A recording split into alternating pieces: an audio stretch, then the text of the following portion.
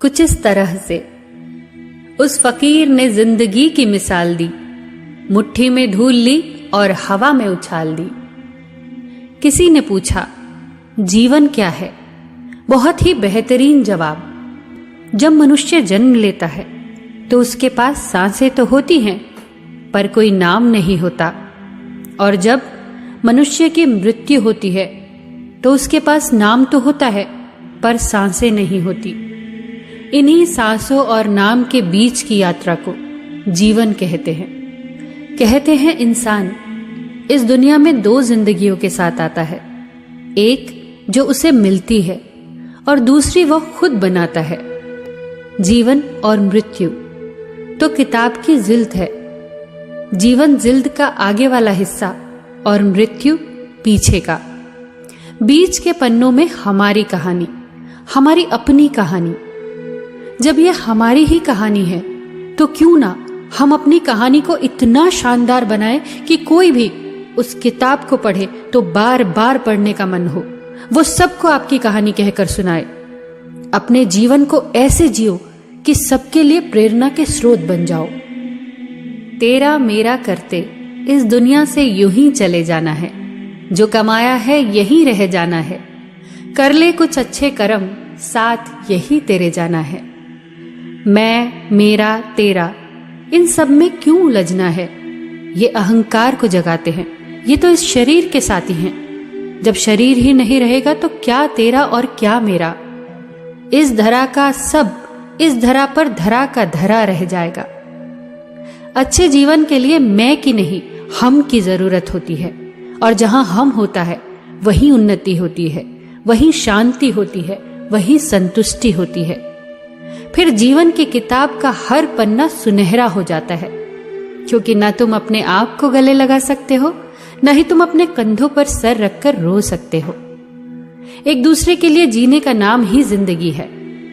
समय बहा कर ले जाता है नाम और निशान। कोई हम में रह जाता है तो कोई अहम में रह जाता है। बस मन की आंखों से रब का दीदार करो। 2 पल का है अंधेरा, बस सुबह का इंतजार करो। क्या रखा है आपस के बैर में? छोटी सी है जिंदगी, हर किसी से प्यार करो। क्या भरोसा है जिंदगी का? कब कौन कहां हमें छोड़कर चला जाए, कुछ नहीं कह सकते। यही परम सत्य है। आज की कहानी की जगह मेरे पास मेरे हीरो का जिक्र है। मेरे हीरो का, मेरे दादाजी स्वर्गीय श्रीमान खरेतीलाल सचदेवा। 3 दिन पहले ही उनका निधन हुआ। मेरी प्रेरणा के स्रोत थे वो। थे नहीं, हैं, हमेशा रहेंगे, हमेशा दिलों में जिंदा रहेंगे। वो इतने जिंदा दिल इंसान थे, कभी हार नहीं मानते थे। जब भी बढ़ती उम्र में कभी भी उन्हें बीमारी ने घेरा तो उनकी इच्छा शक्ति ने हमेशा बीमारी को हरा दिया। 3 साल पहले ही पैरों ने काम करना बंद कर दिया था, पर इच्छा शक्ति इतनी मजबूत थी कि न केवल दोबारा चलना शुरू किया, बल्कि अभी तक वो 95 प्लस होने के बावजूद साइकिलिंग करते थे। हिम्मत हारकर बैठ जाना तो उन्होंने कभी सीखा ही नहीं था। वो सबका ध्यान रखते थे, परिवार को जोड़ कर रखा हुआ था। परिवार ही नहीं, सभी के साथ मिलजुल कर रहना उन्हें बहुत पसंद था। आई लव यू दादाजी।